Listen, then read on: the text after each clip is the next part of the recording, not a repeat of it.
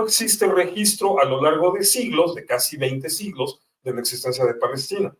Entonces, Palestina existe hasta que los ingleses la fundan como mandato británico.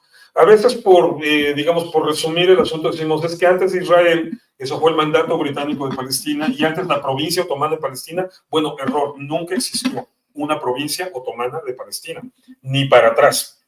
Cuando los británicos fundan el mandato británico de Palestina, ¿quiénes son los primeros que se emocionan y empiezan a fundar instituciones palestinas? Los judíos. Pues sí, es que esto te iba a decir, realmente si hay un pueblo palestino, pues somos nosotros. Exacto. O sea, el Banco de Palestina lo fundaron judíos. La selección de fútbol de Palestina, que se echó una gira buenísima ahí por Australia y Nueva Zelanda, eran puros jugadores judíos. El Palestine Post era un periódico judío.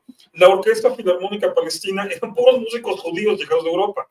O sea, la historia palestina, de verdad, anterior al Estado de Israel, es una historia judía. Totalmente. Y por eso en 1939, pueden encontrar la banderita publicada por el diccionario Larousse, en 1939, la bandera de Palestina es una Maguen David, es azul con amarillo, así partido por la mitad, pero y en medio una Maguen David, un emblema judío, sí, porque todo el mundo entendía Palestina como un territorio judío. Existe el apellido Palestina o Palestino, es un apellido judío.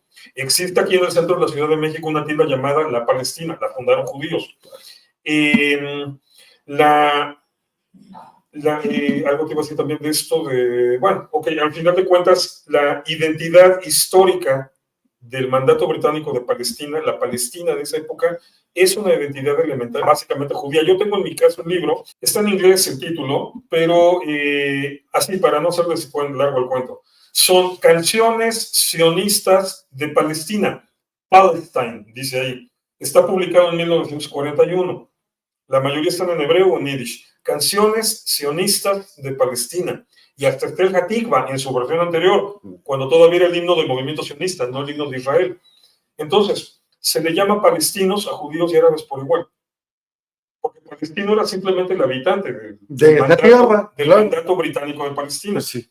Entonces, el secuestro de la identidad palestina empieza en los años 60 y empieza en serio en los años 70, cuando de pronto resulta que existe un pueblo palestino. Ahora, ojo, 60, 70, estamos hablando 1960, sí, 1970, sí, hace 50 años. O sea, lo que llevamos siempre. Nada más, exacto, nada más. Entonces, el secuestro de la identidad palestina empieza allí. Y obviamente todo el embate de la propaganda pro-palestina ha sido para instaurar en la narrativa una diferenciación que no tiene sustento histórico entre lo judío y lo palestino. Históricamente hablando, el palestino histórico es el judío, porque es el único grupo que estuvo todo el tiempo presente. Siempre, y por mayoría además, que esa es otra, es que se fue... donaron su tierra. Eso no es cierto, eso no es cierto. A ver, esta idea de que por las guerras con los romanos los judíos salen y entonces empieza el exilio y entonces ya llegaron los árabes y dicen, no, espérame. La diáspora, antes de ser llamada exilio, existe una diáspora de comunidades judías viviendo fuera de Israel desde 500 años antes de la Era Común. Entonces, los judíos de la diáspora no fueron judíos que se salieron no.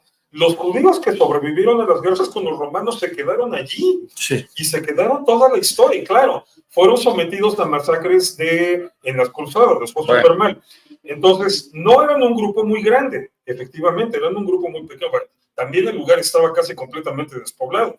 Había poca población árabe, había obviamente poquitita población judía, pero siempre hubo una población judía presente allí, porque la diáspora, los judíos del exilio, los judíos de la diáspora, se originan en el exilio babilónico hace 2500, casi 2600 años.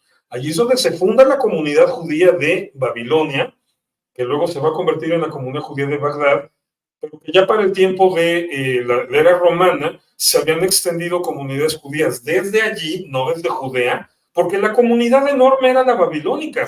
Judea, con todas las guerras de todos los imperios que iban y venían, era una comunidad, el judaísmo judeo siempre era precario. La comunidad realmente grande y rica era la de Babilonia. Entonces, la diáspora que se va creando y que va a llenar todo el Mediterráneo hasta bueno, lo que eran las Galias en Francia, o Iberia, la actual España, de donde viene el judaísmo sefaradí, es esta diáspora que existe siglos antes de que los judíos entran en guerra con los romanos. Claro. Entonces no nos vengan con el cuento de es que se fueron. No, nadie se fue. Los que sobrevivieron, Ahí poquitos, siguen. ahí se quedaron. Entonces, la única presencia constante en toda la historia, ahí es la judía. Claro. No, bueno, y además desde donde se toma el nombre, lo que antes era Judea, pues de ahí somos judíos, igual como los de Japón son japoneses, ¿no?